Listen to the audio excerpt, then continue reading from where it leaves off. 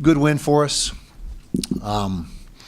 Much needed win, and the way our players have fought and competed all season long, it was we were due to come out on the right end of one of those close ones, and so very proud of the way the guys finished and hung in there from start to finish, as they have all year, as I said.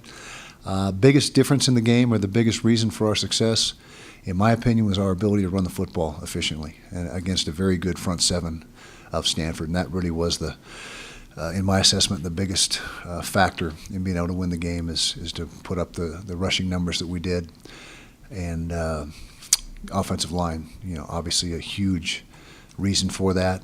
Bubba Poole ran the ball exceptionally well. Coach Erickson and Coach Johnson's scheme with the bubble screens on the perimeter loosened up the front and softened things up in there for us a little bit. Receivers blocking downfield were key to making those bubble screens go. We did a great job with our receivers blocking that up, and Travis did a great job of putting the ball right on the money, and that's not an easy throw to make. It may look easy, but to put the ball right where it needs to be, in stride, with very little margin for error, is really the key to the play and to get that thing underway. And so Travis did, like I said, an outstanding job of managing those throws. And so a lot of other good things. Andy Phillips continues to be a weapon for us. Hit 2 big field goals. One was about 48 yards there in the fourth quarter, late third, early fourth quarter, which extended the lead to, I think it was 27-14 at that time. And then defensively, outstanding plan by Coach Satake and the rest of the defensive staff. Really only gave up 2 scores. The first drive of the game, which that's twice now.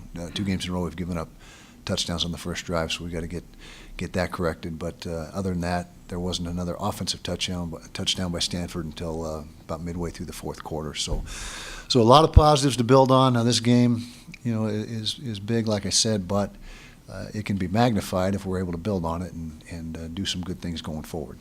Playing a good Arizona team this week. Kadeem Carey, one of the best backs in the country, gave us fits last year, and we've got to try to have a plan to try to not let him do to us what he did to us last year. So, questions? Coach, you bring up that first drive touchdown for Stanford. Is that an issue where you guys made adjustments to shut him down after that, or was it just settling the nerves? I think the latter, settling the nerves, and really there was the 2 big plays that were the catalyst for the drive. We missed a tackle early in the drive. I think it was maybe the first play of the game. And then we blew a coverage. We turned a man coverage. They ran a cluster formation. We had it defended as far as structurally with our alignment, exactly how we had practiced it, but then one of our DBs lost his eyes and looking back at the quarterback, lost track of his man, and the guy came wide open. And so those 2 plays really were the things that did us in on that first drive. So it wasn't necessary to do anything adjustment-wise after that. It's just do the things we've been practicing. Could you talk a little bit about the play you're getting right now from Nate Orchard and Trevor Riley off the edge, and if this is what maybe I think this was the first game, maybe they both really had monster games at the same time, and is this kind of what you expected coming in? It's what we hoped for, and especially Nate. I thought Nate really played well, and probably his best game as a Ute was this game past Saturday.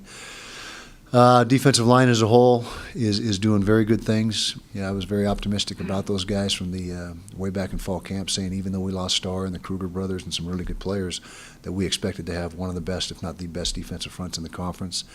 And so far through the first half of the season, we're leading the league in sacks. We're playing the run exceptionally well.